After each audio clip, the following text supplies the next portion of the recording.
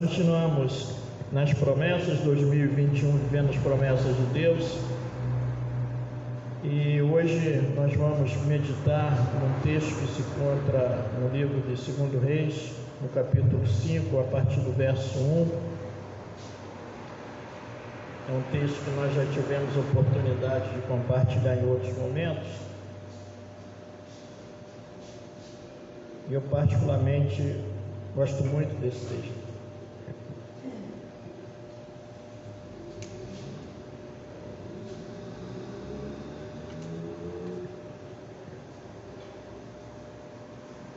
Reis capítulo 5, a partir do verso 1, fechamos, amém? Amém. Diz assim o texto: Naamã, comandante do exército do rei da Síria, era muito respeitado e honrado pelo seu senhor, pois por meio dele o Senhor dera vitória à Síria, mas esse grande guerreiro ficou leproso. Ora, tropas da Síria haviam atacado Israel e levado cativo uma menina que passou a servir a mulher de Naamã. Um dia ela disse à sua senhora: se o meu senhor procurasse o profeta que está em Samaria, ele o curaria da lepra. Naamã foi contar ao seu senhor o que a menina israelita dissera. O rei da Síria respondeu: vá, eu lhe farei uma carta que você entregará ao rei de Israel. Então Naamã partiu, levando consigo 350 quilos de prata, 72 quilos de ouro e 10 mudas de roupas finas. A carta que levou ao rei de Israel dizia: junto com esta carta estou te enviando o meu oficial Naamã, para que o cures da lepra. Assim que o rei de Israel leu a carta, rasgou as vestes e disse: por acaso sou Deus, capaz de conceder vida ou morte? Porque este homem me envia alguém para que o cure da lepra. Veja como ele procura um motivo para se desentender comigo. Quando Eliseu, o homem de Deus, soube que o rei de Israel havia rasgado suas vestes, mandou-lhe esta mensagem: por que rasgaste tuas vestes? Envia o homem a mim, e ele saberá que há profeta em Israel. Então Naamã foi com seus cavalos e carro e parou à porta da casa de Eliseu. Eliseu enviou um mensageiro para lhe dizer: vai e lave 7 vezes no rio Jordão, sua pele será restaurada e você ficará purificado. Mas Naamã ficou indignado, saiu dizendo: eu estava certo que ele sairia para receber-me, invocaria em pé o nome do Senhor, o seu Deus, moveria a mão sobre o lugar afetado e me curaria da lepra. Não são os rios Abana e Farpar em Damasco melhores do que todas as águas de Israel? Será que não poderia lavar-me neles e purificar? Embora saiu dali furioso. Mas os seus servos lhe disseram: meu pai, se o profeta lhe tivesse pedido alguma coisa difícil, o senhor não faria? Quanto mais quanto ele apenas lhe diz que se lave e será purificado. Assim ele desceu ao Jordão, mergulhou 7 vezes conforme a ordem do homem de Deus e foi purificado da sua pele e tornou-se como de uma criança. Então Naamã e toda a sua comitiva voltaram à casa do homem de Deus. Ao chegar diante do profeta, Naamã lhe disse: agora sei que não há Deus em nenhum outro lugar senão Israel. Por favor, aceite um presente do seu servo. O profeta respondeu: juro pelo nome do Senhor a quem sirvo que nada aceitarei. Embora Naamã insistisse, ele recusou. E disse Naamã: já que não aceitas o presente, ao menos permite que eu leve 2 mulas carregadas de terra, pois teu servo nunca mais fará holocausto e sacrifício a nenhum outro Deus, senão ao Senhor. Mas que o Senhor me perdoe por uma única coisa: quando meu Senhor vai adorar no templo de Rimon, eu também tenho que me ajoelhar ali, pois ele se apoia em meu braço. Que o Senhor perdoe o seu servo. Amém? É interessante porque nós vemos esse texto. Então o texto é bem claro para nós, fala de uma condição de um homem leproso e que obtém a sua cura, milagre da cura desse homem. Mas vamos orar antes de nós meditarmos na palavra. Pai, muito obrigado por essa palavra, muito obrigado por esse momento especial que vamos meditar na Tua palavra. Fala conosco, Senhor, que Teu Espírito Santo ministre as nossas vidas hoje, em nome de Jesus. Amém. Então, olhando para esse texto e ligado à promessa, aquilo que nós temos compartilhado aqui semanalmente, como ano de 2021, sendo o ano de nós vivermos as promessas de Deus. E Deus tem liberado promessas para nós, Deus já tem liberado, nós estamos na metade do ano, eu sempre falo isso, nós estamos ainda na metade do ano e Deus já tem liberado promessas, que nós achávamos que Deus até iria liberar no final do ano, né? E é muito interessante, porque em Eclesiastes diz que há tempo para todas as coisas, e aí nós temos o Kairos, que é o tempo de Deus, e temos o crono, que é o tempo do homem. E muitas vezes existe uma projeção natural, humana, né? Ainda mais simples, aquilo que envolve questão legal, né? De ter um tempo legal para algumas coisas acontecerem. Mas Deus, que é soberano, Ele pode antecipar o tempo, Ele pode fazer alguma coisa que nós esperávamos para daqui a 10 anos Ele realizar hoje, como Ele também pode, de certa forma, retardar a bênção dele por algum motivo. Então aquilo que eu tinha expectativa de que aconteceu hoje, não aconteceu hoje e acontecer mais na frente. Não é que não vá acontecer, ou não deixe de acontecer, mas tem um tempo próprio, como Eclesiastes diz, é um tempo certo para todas as coisas. E aí nós vemos aqui, com relação à promessa, o que o texto nos mostra? Esse era um tempo de que Israel estava lá subjugado à Síria, mas não eram pequenas guerras que aconteciam ali. Vivia-se uma situação entre a paz e a guerra, e por isso que o rei fala: olha, ele está procurando uma ocasião contra mim, para se levantar contra mim, mas ainda tinha uma condição de cativeiro. E aí uma menina, que a Bíblia aqui não diz para a gente o nome, só diz a origem, uma menina de Israel, foi cativa lá para a casa de um homem chamado Naamã e ficou aos serviços daquela moça. E aí lá naquele convívio de intimidade com aquela família, ela tem o conhecimento que o seu senhor Naamã era leproso. E ela faz uma declaração especial: quem dera ele estivesse diante do profeta de Samaria e ele seria curado. Isso é profético. Ela profetizou para a vida dele, né? Essa era uma missionária profetiza, ela profetizou para a vida dele. Ele deu crédito, ao princípio a esposa deu, ele dá crédito ao que ela falou, e por conta do que ela falou, ele toma aquilo como uma promessa. Era uma promessa que, se ele estivesse diante do profeta Israel, ele seria curado.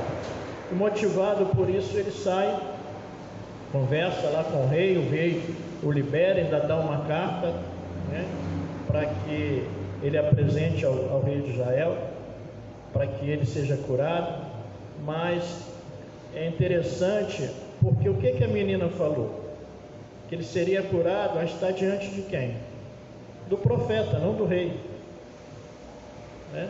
E ele foi buscar lá numa condição errada. Aí o rei ainda fala: bom, eu não tenho essa autoridade.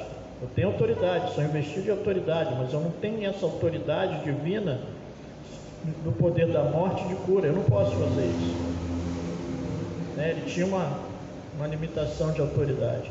Agora, o profeta representante de Deus, aí é outra história. O rei podia não fazer o milagre, mas o profeta poderia ser usado para fazer o milagre. Então isso é uma coisa que de imediato eu aprendo aqui. Muitas vezes nós queremos viver as promessas de Deus, buscando viver as promessas de Deus com a pessoa errada, com quem não tem poder para liberar a promessa de Deus. Ele pode ser usado indiretamente para liberar, diretamente não. Deus usa quem Ele quer. Às vezes Ele vai usar uma autoridade que você nem tem ideia, para, através daquela autoridade, liberar a bênção de Deus para você. Esse homem precisava de cura, e num grande arranjo de Deus, Deus permitiu que essa moça, que essa menina chegasse até a casa dele, ficasse ao serviço dele, e através dela se desencadeasse todo esse processo dele ser abençoado. E é interessante porque ele foi curado 2 vezes. Ele não foi curado só da sua questão exterior, da sua questão externa, da sua lepra. Ele foi curado também no seu interior. Ele foi curado também no seu interior, quando ele confessa ao Senhor e diz: ó, Agora eu sei que há Deus em Israel e nunca mais adorarei outro Deus a não ser Deus de Israel. Então isso é maravilhoso. Isso é maravilhoso. Mas dentro desse contexto aqui, eu gostaria que, falando de promessa, para que nós atentássemos para alguns aspectos que eu acho importante, que eu julgo importante aqui. O tema dessa mensagem hoje é: não devemos limitar o agir de Deus para vivermos as suas promessas. Não devemos limitar o agir de Deus para viver as suas promessas. Nós não podemos e não conseguiríamos nunca limitar Deus, mas nós podemos limitar o agir de Deus. Eu nunca vou limitar Deus. Nunca. Ninguém tem essa condição. Mas eu posso limitar, restringir o agir dele na minha vida. Então isso é a primeira coisa que eu aprendo aqui. E como que a gente pode limitar Deus? A partir de quê? A partir de alguns aspectos que eu vejo nesse texto. Primeiro, formatando o seu agir. Formatando o seu agir. E Naamã, ele pensou dessa forma.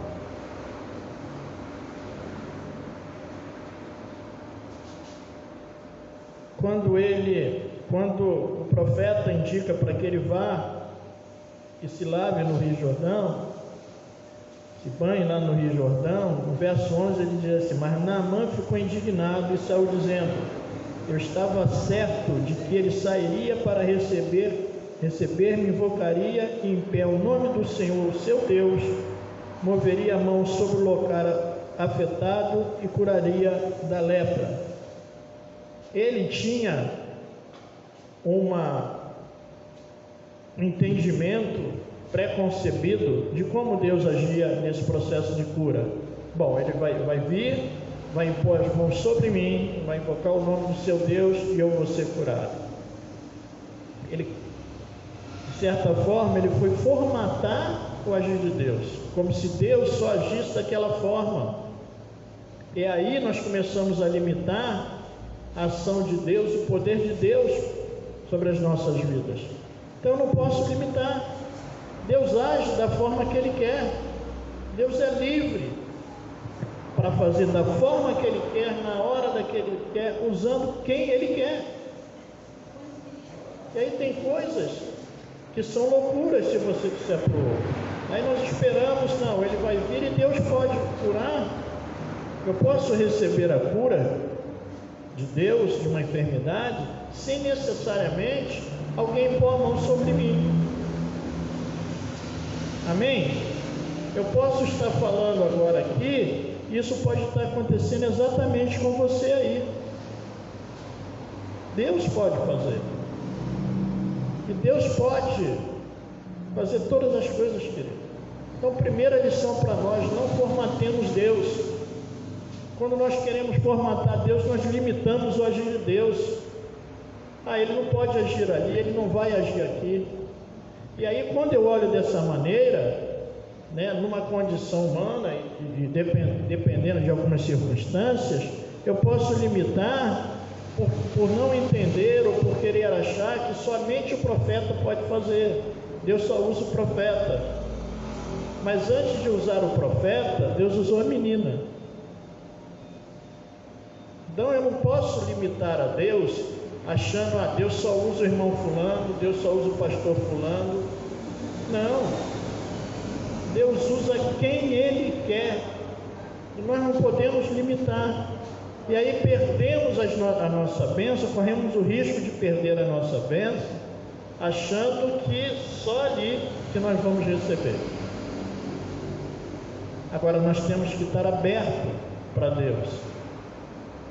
Deus usa quem Ele quer, a circunstância que Ele quer. Então, aprendemos isso, para que nós possamos viver as promessas de Deus, desfrutar das bênçãos de Deus. Busquemos não limitar a Deus, estejamos abertos para agir de Deus. E aí, certa vez, Deus usou uma mula para falar com o profeta. Imagina uma condição dessa, um animal falar com você. Deus fala da forma que Ele quer e como Ele quer. Lógico que eu sempre, quando cito essa passagem, eu gosto de fazer uma observação, porque não é a partir daí que eu vou sair consultando as mulas. Passou uma mula, eu já estou, né? Agora, Deus fala da forma que Ele quer e Ele fala, querido. Então, se eu não entender isso, se eu quiser formatar Deus, eu limito o agir de Deus na minha vida. E aí, deixo de desfrutar das promessas e das bênçãos de Deus. Então, não limitemos a Deus. Sejamos abertos para o agir de Deus. Ele é Deus, querido. Como é que eu posso dizer que Deus só age de uma maneira? Ele é livre, querido. E talvez Ele queira usar pessoas que você nunca imaginou para te abençoar. E aí como é que nós fazemos? Talvez já passaram oportunidade por nós não experimentamos ainda a bênção, que estamos aguardando, né? Deus fazer daquela maneira. Ó, estou aguardando. Como é que está, meu irmão? Como é que está, minha irmã? Não, estou esperando que, querido, que nós possamos ser livres para Deus. Amém? E aí, Deus, Ele não age de uma única forma. Lá em 1 Pedro, no capítulo 4, no verso 10, Pedro, escrevendo lá, diz que nós somos dispenseiros da multiforme graça de Deus. Nós conhecemos um irmão que ele gosta muito dessa expressão, né? É a multiforme graça de Deus. O que é a multiforme graça de Deus? É a forma múltipla de Deus manifestar a graça dele. Então é de forma diversa. Muitos são os dons, mas Deus é o mesmo, o Espírito é o mesmo. Então Deus age, mas de forma diversa. E nós precisamos entender isso. E como nós nos limitamos nesse sentido? Como nós podemos avançar, né, espiritualmente falando, crescer espiritualmente falando, quando nós estivermos livres? E aí a gente limita. Esse é um fator que nos impede. Então, que hoje nós possamos sair daqui com esse entendimento. Não vou limitar Deus.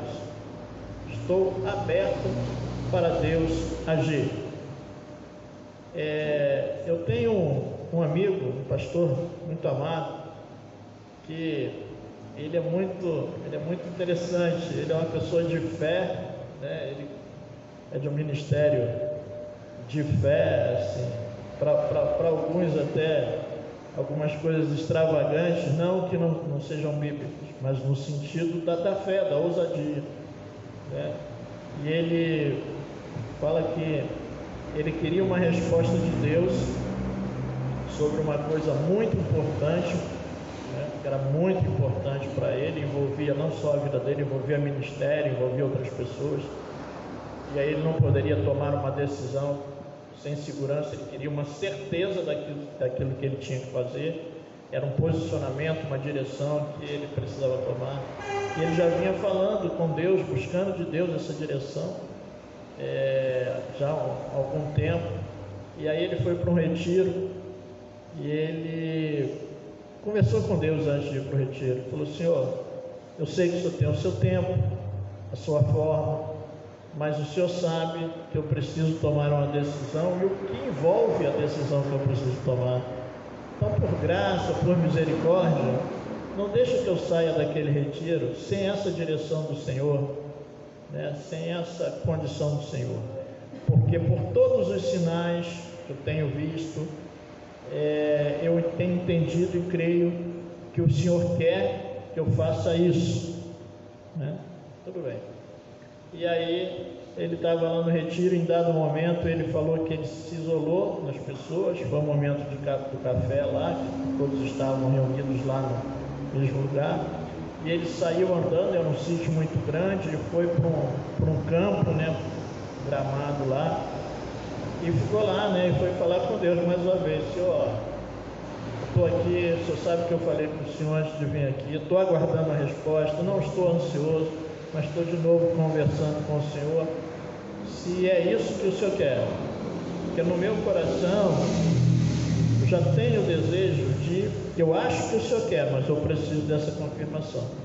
E aí, quando ele estava lá sozinho, né, ele disse que 3 pássaros vieram assim, na direção dele, passaram assim, raspando sobre a cabeça dele. O nosso irmão Reinaldo, que gosta muito de passarinho, conhece aí os pássaros, é o quero, né? Aí passaram assim os 3 e quero, e foi embora.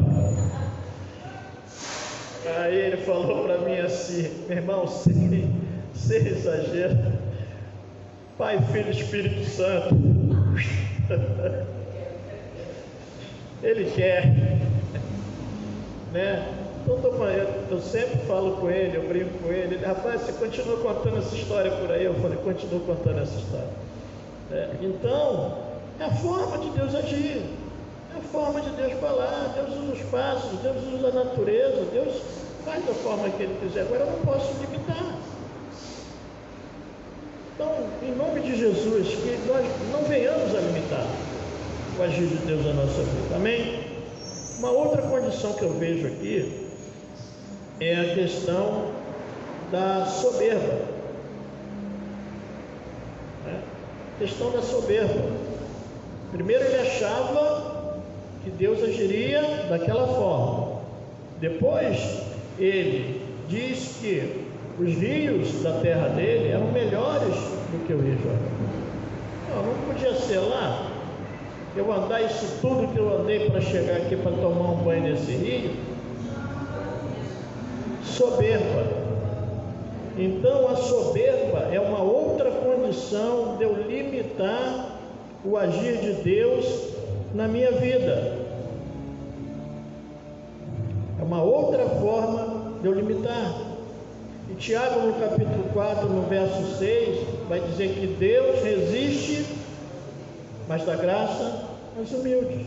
Essa é uma lição que a gente sabe, a gente conhece, mas a gente esquece que Deus resiste aos soberbos. Ali não, podia ser assim, podia ser, né, no luxo. A soberba, queridas, eu já vi algumas pessoas deixarem de ser abençoadas pela soberba.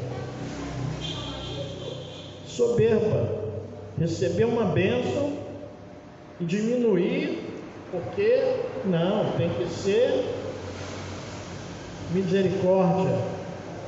Você quer viver promessa de Deus? Você quer viver promessa de Deus? Você quer ser alvo das bênçãos de Deus? Se livra da soberba, querido. E quando a gente acha que não é, aí é que a gente é mais. Não, eu não sou soberbo não, eu sou humilde. Os 3 requisitos básicos do homem ser feliz, segundo alguém, né? Isso é concepção dele. Quais são os 3 requisitos básicos da felicidade de um homem, né?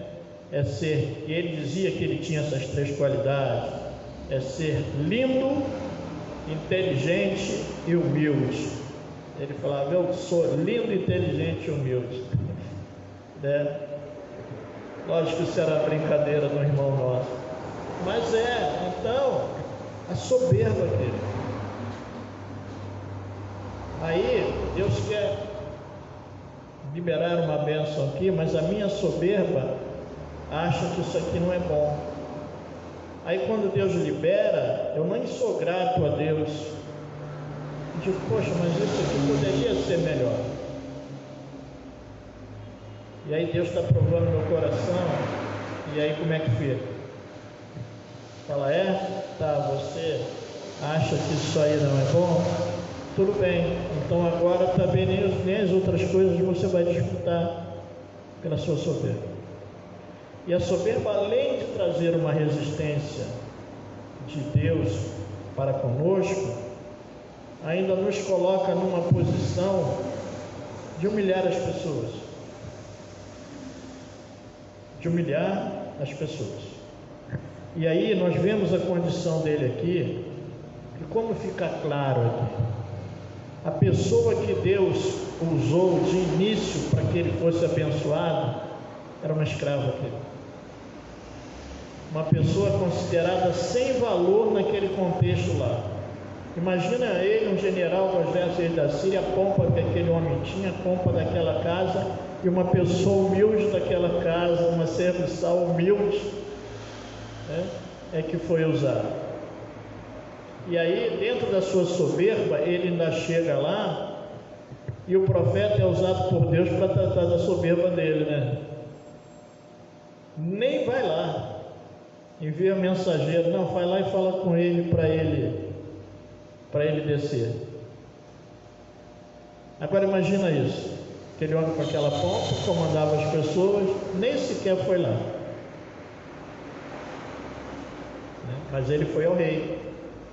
Agora o rei também, ele teve uma condição de reconhecimento do limite dele. Olha, eu tenho limite humano, eu não posso fazer. E o profeta fala, não, manda ele embora não, manda ele embora não, manda ele vir aqui, é comigo. Só que acontece também, eu aprendo uma outra coisa aqui com o profeta, a honra, a glória é de Deus. Então, quando Deus conduz essa situação por meio do profeta, que ele nem vai lá, é para que ele tenha um encontro verdadeiro com Deus. E ele ia sair daquela terra e ia voltar para a terra dele depois. Então, se ele fosse, provavelmente, se ele fosse curado diretamente da forma que ele pensou, ia criar uma dependência nele, a dependência do profeta. Aí ele sempre sairia da terra dele para ir até aonde ele estivesse. Mas a dependência dele era de Deus, ele precisava ter essa relação direta com Deus. Isso é uma outra coisa que eu aprendo aqui. Deus usa as pessoas? Deus usa as pessoas. Deus usa, nós vamos às pessoas. Mas querido, nós temos um acesso direto a Deus. E aqui já é manifestação, sinalização da manifestação da graça. Como naquele tempo, para se consultar a Deus, você tinha que procurar o profeta, não era assim? Quero consultar o vidente, né? Onde está o profeta? Aí você ia procurar. Com Saul foi assim, vai mais na frente, o profeta está aí, então você vai consultar o profeta. Só que agora, nesse contexto, nós temos acesso direto a Deus. Lá no templo o véu foi rasgado, nós temos acesso direto a Deus. Então que nós possamos ter esse entendimento. Você tem acesso direto a Deus, eu tenho acesso direto a Deus, para que a gente não crie dependência. Existe muita gente que vive dessa forma, muito cristão que vive dessa forma. Eu vou naquele culto ali porque ali tem um profeta, eu vou ali porque ali, né? Nada contra. Se Deus te dá direção para ir lá, vá, querido. Porque Deus usa as pessoas, nós temos que entender isso. Mas não podemos limitar a Deus somente dessa forma. E aí, no encontro de Jesus com a mulher samaritana, né, e ela questiona Jesus, ela fala, vocês os judeus dizem que só em Jerusalém que poderia se adorar. E ele falou, mulher, a hora vem e já chegou, que nem aqui, nem lá, os verdadeiros adoradores adorarão o Espírito em verdade. Não é um lugar geográfico, é de maneira universal, não tem limite para Deus. Então Deus pode falar com você na sua casa, Deus pode falar com você em qualquer lugar. Então nós precisamos estar abertos para isso. Amém? Uma outra coisa que me chama a atenção nessa condição aqui é a incredulidade. Ao mesmo tempo que ele foi credo no ponto de sair, mas em dado momento ele foi incrédulo. Ele se torna incrédulo quando ele acha que ali não vai acontecer. E aí Deus usa os servos dele para não deixar ele voltar. Meu pai, olha só, ele pediu uma coisa simples. Se ele tivesse pedido uma coisa difícil, o senhor não ia fazer? Uma coisa simples. E aí em Mateus capítulo 3, verso 54 ao 58, nós vemos um momento de Jesus que diz que Jesus não pôde fazer mais milagres pela incredulidade daquele povo. Aí a nossa incredulidade limita o agir de Deus. Eu creio em Deus, amém? Eu creio em Jesus como Salvador da minha vida, amém? Perfeito, a fé é salvífica. Mas aí tem uma fé que move o sobrenatural, que é um ponto a mais, aquela que ele falou com Marta: Marta, Marta, se creres verás a glória de Deus. Ah, mas já cheira mal, é um outro contexto de fé.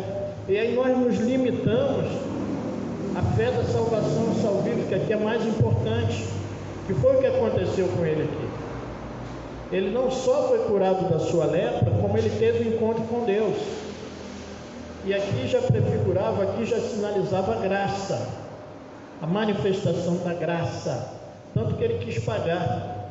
O profeta falou: não, mas pode levar, não, é graça, eu fui alcançado pela graça. Agora nós podemos ir mais com Deus, nós podemos viver mais. Então a nossa incredulidade, sabemos que ele pode fazer, ouvimos testemunho que ele pode fazer, mas não vivemos. Não vivemos. Aí Paulo vai dizer lá em Efésios capítulo 3, verso 20, que Deus é poderoso para fazer infinitamente mais daquilo que pedimos ou pensamos, segundo o seu poder que opera em nós. Aí a gente decora isso, mas não vive. Muitas vezes nós sabemos, temos conhecimento, mas não praticamos, não vivemos, querido. Então ele é poderoso para fazer infinitamente mais. Nós não podemos limitar. Eu creio, mas sabe? Então nós precisamos tomar posse por meio da fé. A fé nos conduz a tomar posse. Olha o que aconteceu com os espias. Foram 12. Só 2 tiveram outro espírito e uma outra visão.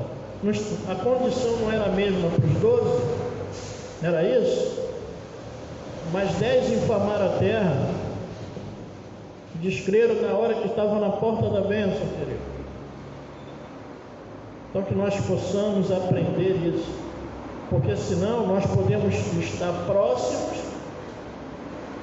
e retroceder. Quando eu era criança tinha um joguinho, eu não sei se o nome do jogo é Ludo, que você jogava o dado, aí saiu o número, aí você andava tantas casas. Não sei se esse é Ludo ou Ludo era um outro Ludo. Então, esse joguinho, você joga o dado, né? Aí vai passando. Aí chega lá, na hora que você chegar no final lá, pule 2 casas, aí você joga e tira 6, aí você vai e volta. Aí o outro que vem lá de trás, você vê ele chegando, passando, e você está ali um tempão e você não chega, e ele vem e chega, né? E ele passa. Então, com as promessas de Deus, com as bênçãos de Deus, que nós não venhamos a jogar ludo, querido, que a gente está ali na porta e volta, é perseverar. E ele ia acontecer isso com ele, ele ia embora. Ele falou: vou embora. Aí está aqui o que os servos dele falaram para ele: meu pai, peraí, não vai não, fica aí. Por acaso se ele pedisse algo difícil, o senhor não ia fazer? Agora que chegamos até aqui, depois de andar tudo que o senhor andou, e não era uma viagem, né, de primeira classe, né, como a gente sabe aí, era um outro tipo de viagem, um outro tipo de contexto, um outro tipo de transporte, que não era confortável. E aí, depois de andar tanto, chegar ali na porta da bênção, aí você volta. Aí eu lembro lá em Marcos, no capítulo 2, de 4 homens que levaram um paralítico para Jesus. Imagina, né? 4 carregando lá, e quando chega lá, a casa está cercada, tem uma multidão. E agora, como é que nós fazemos? vamos voltar. Foi isso que eles fizeram? Qual foi a atitude deles? Vamos pelo telhado. Já chegamos aqui, já estamos aqui. Estamos na porta da casa do mestre. Já estamos aqui. Agora nós vamos voltar depois de chegar aqui? Depois desse sacrifício todo? Então, que hoje o Senhor possa estar falando ao seu coração: persevere, não retroceda, porque nós não temos ciência do tempo exato de quando Deus vai liberar as promessas. Às vezes é hoje, é daqui a pouco, quando você sair daqui, eu talvez já tenha liberado, aí você desiste e vai embora. Então nós precisamos perseverar. Se quisermos viver as promessas de Deus, precisamos perseverar. Jesus declarou: tudo que o Pai me trouxer, eu não vou rejeitar, nenhum deles eu vou lançar fora. A promessa dele: vinde a mim todos vós que estáis cansados e sobrecarregados, que eu os aliviarei. Palavra do Senhor. Isso aconteceu, eles chegaram lá. Amém? Então que nós possamos aprender e fazer assim. Uma outra coisa que me chama a atenção aqui é que muitas vezes, quando ele fala aqui, olha, se ele te pedisse alguma coisa difícil, o senhor não faria? Não é isso que está no texto aqui, que nós lemos? Mas os seus servos disseram, verso 13: meu pai, se o profeta lhe tivesse pedido alguma coisa difícil, o senhor não faria? Quanto mais ele apenas diz que se lave e será purificado. Assim ele desceu o Jordão, mergulhou 7 vezes conforme a ordem do homem de Deus e foi purificado. Sua pele tornou-se como de uma criança. Se ele tivesse pedido alguma coisa difícil, o Senhor não faria? E às vezes nós deixamos de viver as promessas de Deus, deixamos de ser abençoados por Deus, quando Deus age de uma maneira muito simples. Aí imaginamos, aquela coisa espetacular que vai acontecer. Vai acontecer de maneira espetacular, aquele milagre sobrenatural. Eu vou andar sobre o mar vai se abrir na minha frente. Mas às vezes, querido, Deus vai agir de uma maneira muito simples. E aí nós perdemos a bênção porque achamos, que não é muito simples. E aí quando a coisa acontece de maneira muito tranquila, muito simples, nós nos surpreendemos. Mas é assim. Agora imagina, muito simples, mergulha, só isso. Mas foi muito simples. Não, é muito simples. Então Deus age, tem hora que Ele vai agir, sim, de maneira extraordinária. Eu gosto muito do momento do profeta Elias. Elias desafia lá 850 homens, 850 profetas, de Baal, de Aserá. Ele desafia, desce fogo do céu. Elias ainda tripudia sobre eles, manda largar na frente, como se fosse uma corrida aí de Fórmula 1. Ele senta e diz: vai dando volta a vocês aí, depois eu vou entrar na corrida, tá? Sentou lá, pode fazer o que vocês quiserem. Agora faz o seguinte: prepara o sacrifício aí, bota água no meu, eu quero 3 vezes mais, vai enchendo aí, molha bastante. E aí falou: Deus quer responder pelo fogo, é o Deus verdadeiro, porque o povo estava cocheando entre 2 senhores, tá? E aí depois deles não conseguirem nada, no final eles se retalhavam lá, que era o costume deles, sacrificavam os seus corpos. Elias falou para eles: agora acabou, não dei oportunidade para vocês, vocês não conseguiram, vai ver que Paulo está viajando, está dormindo, deu um passeio pela Bahia, está na rede, tomando uma água de coco, quem sabe se Paulo não está lá descansando, Mas como não aconteceu nada, agora é comigo. Ou melhor dizendo, agora é com o Senhor. Né? E ele roga ao Senhor e... Extraordinário aquilo, não foi extraordinário? Extraordinário.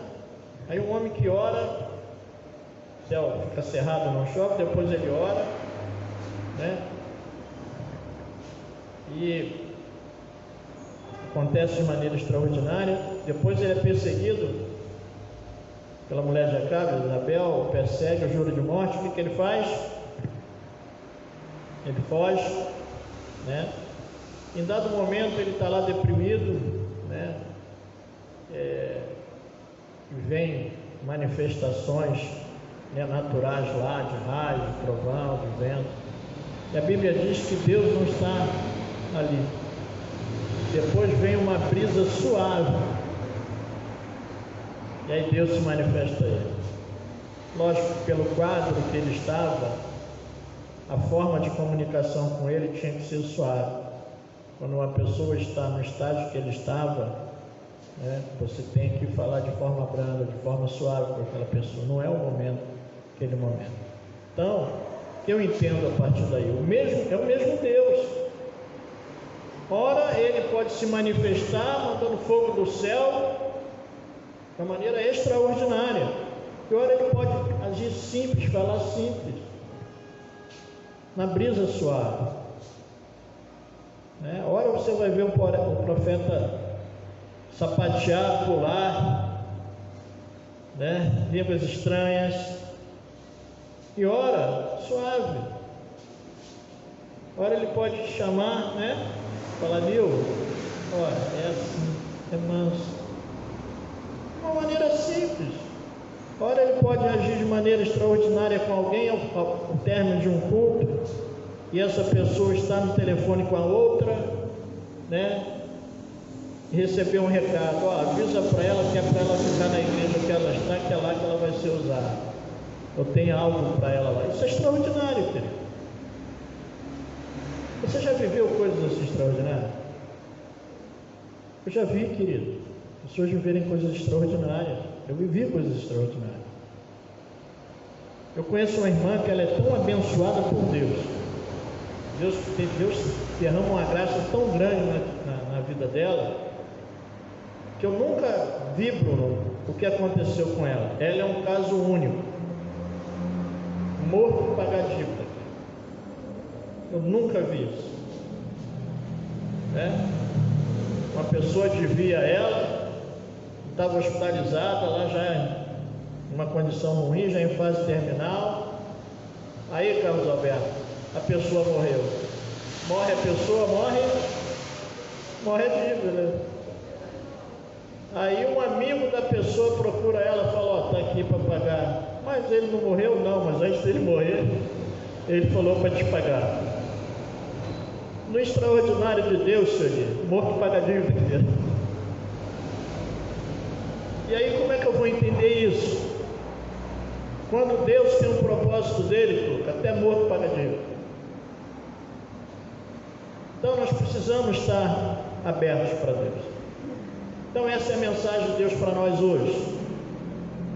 Aquilo que nós aprendemos aqui, não devemos limitar o agir de Deus para vivermos as suas promessas. Queremos viver as promessas de Deus, amém? Amém? Como disse um pastor que eu conheço, amém ou não amém?